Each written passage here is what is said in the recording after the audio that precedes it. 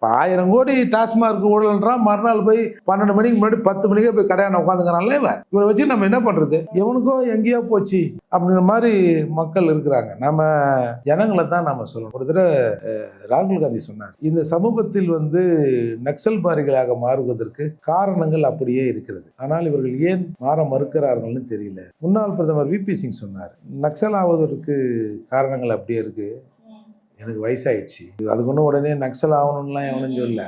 4 பேர் கத்தும் போது சேர்ந்து கொஞ்சம் கத்துக்கியா, சவுண்டு கொஞ்சம் அதிகமாக வரும், கோட்டையில் கொஞ்சம் உட்காந்துன்னு ஒன்றுமே கவனம் இல்லாமல் இருக்கிறவங்க கவனத்தை அது ஈர்க்கும். கவனத்தை ஈர்ப்பது என்பதை விட நாளைக்கு உனக்கு நடக்காமல் இருக்குன்றதுக்காக மக்கள் இதை பேசணும்னு சொல்கிறோம். வேற என்ன நமக்கு என்ன திமுக இது நமக்கு என்ன நேரடியான பகையா? ஒன்றும் இல்லை. எப்பா எங்கள் வேலையை நாங்கள் பார்க்குறோமா? ஜனங்க பாவம், இதுக்கு யாருக்கிட்ட போய் கேட்கும்? காவல்துறை என்பது கடவுளுக்கு நிகரானவர்.